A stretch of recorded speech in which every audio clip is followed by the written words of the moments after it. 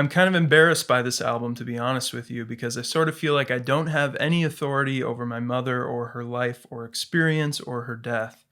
All I have is speculation and my imagination and my own misery.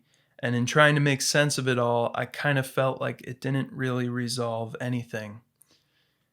Fair. This is a quote from a recent interview in Stereogum with Sufjan about his beloved 2015 album, Carrie Lowell, where he called the album a creative and artistic failure.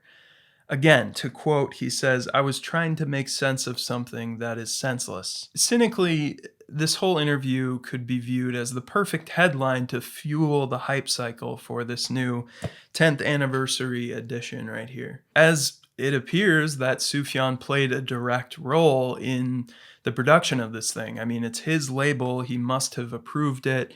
There's photos, there's a new essay he contributed. So, unfortunately, there's some drama surrounding this release, but when I went back to listen to this album again for the first time in a while on streaming, I was just struck by how the musicianship, the pure songwriting renders any sort of narrative about the album, any press, completely meaningless. Even the lyrical narrative itself about Sufjan's mom doesn't strike me as the most interesting or enduring thing about it, because the music itself, the chords, the melodies are just that well written. It's the music that makes this such a great album. I mean, it really is 11 perfectly written songs. For me, Sufjan's best album, by far, actually, and one of the most impactful albums on me personally in the past 10 years, which is why I needed to buy this thing and just reevaluate the album, wanted to talk about it again. So in this video, I'm gonna take it out of the shrink wrap, I'm gonna unbox it and show you everything and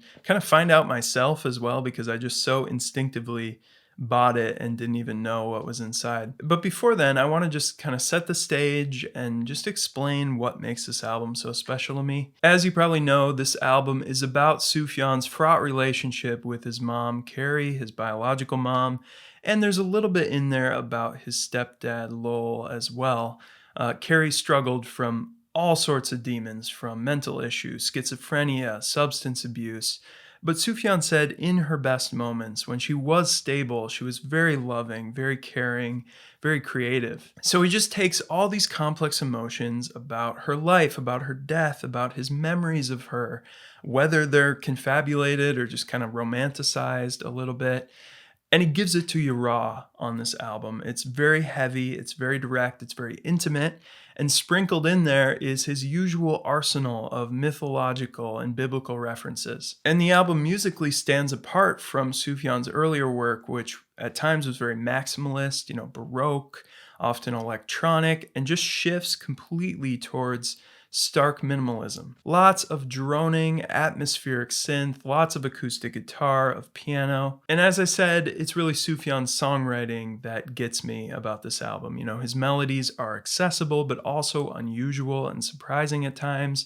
He just has a way of stretching out a phrase a little bit longer than you think, or, changing his cadence mid-line. And because the arrangements are so sparse, I think the melodic tension there is just in sharp relief. And there's no percussion, there's no drums, so that kind of further emphasizes those whispery vocal parts and just the intimacy, the weightlessness, the dreamlike quality of it all. And I love that, every lyrical sentiment seems to be accentuated by some musical choice, whether it be a sustained chord or an unresolved progression. And beyond the music, it also expresses Christianity in a way that's really refreshing. It's not typical Christian rock radio. It's got a lot more going on. It's more akin to the kind of wrestling with God, the crying out with God, Lamentations, Psalms. No Shade in the Shadow of the Cross is one of the clearest, most explicit examples of this. It's very much a confessional song. He's just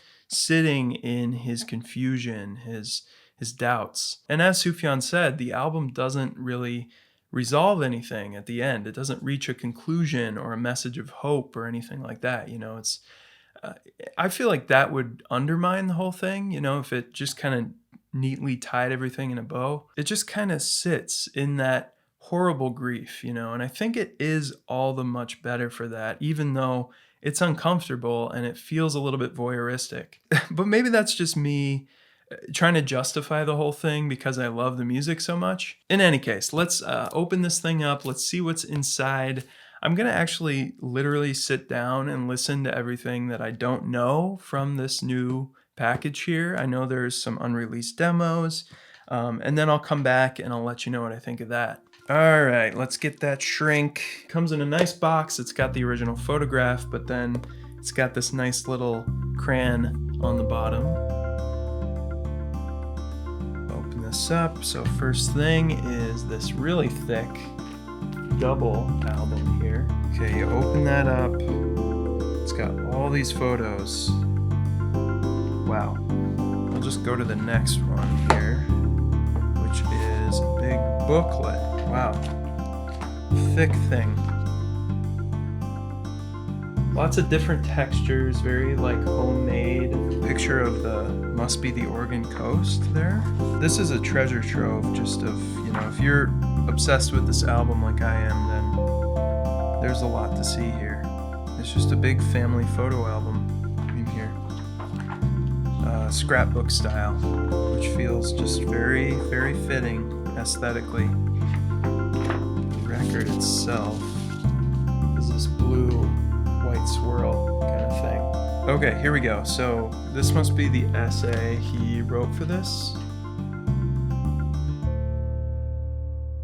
Okay, so now I've listened to it.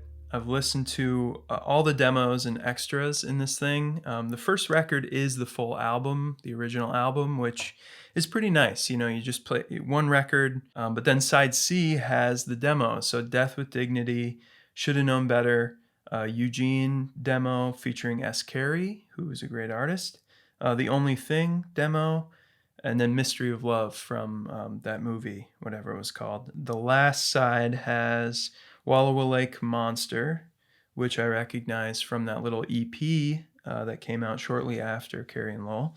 And then 4th of July version 4. So kind of a demo, maybe a little bit more advanced version. 4th of July had this piano bit that I felt like just really didn't work. Like, I'm so glad that they settled on the final thing because I feel like it is so much better, so much more dramatic. That version 4, which again, I've only listened once, so it's a kind of premature opinion, but it had a lot of the things that Sufjan has done in previous albums, previous work of his with the vocal harmonies, kind of the whispery gang vocal thing. It felt a little like twee. Instead of just heavy like that song is. That song's just absolutely devastating. So I didn't love that one, and the other ones didn't offer a ton that was too different or interesting. I felt like the vocal takes were either the same or just so similar that they didn't feel any different, like Death with Dignity, Should Have Known Better. Overall, those felt so much better executed in the final versions, and even though the demos have this intimate quality, to me they didn't strike me or offer some new shade of emotion or anything. And then Mystery of Love and Wallowa Lake Monster, I don't know too much about the timing of when all these were written, but those two are just not as good of songs in my opinion. I feel like part of the genius of this album is probably just curation. He really chose, hand-selected the best songs and left out the ones that in my mind are just clearly lesser. So I'm really glad that those didn't make it on the final thing. They're enjoyable in their own right, but to me they just don't measure up to the actual album, which is good because it just reemphasizes how great that track list is. So those are my thoughts on this 10th anniversary. Very special. I cannot believe it's been 10 years. I remember exactly where I was when I first heard this album. It was NPR's First Listen, if you remember that. I don't know if they still have that going, but you could listen to the album in full. It wasn't like track by track. You had to listen, all the way through, or else if you wanted to hear a specific part, you had to go to that section of the stream. And I was in my job. I was working an overnight at a group home back in my college town. Just so vivid in my mind. It's one of those things that with music, kind of like smell, music and smell are those senses that just so vividly bring back memories. But what do you think of this album? After 10 years, is it hitting you the same way? Are you just discovering it afresh? Let me know in the comments below. If you haven't yet, please subscribe to the channel and like this video to give me a little boost. As always, thank you so much for watching.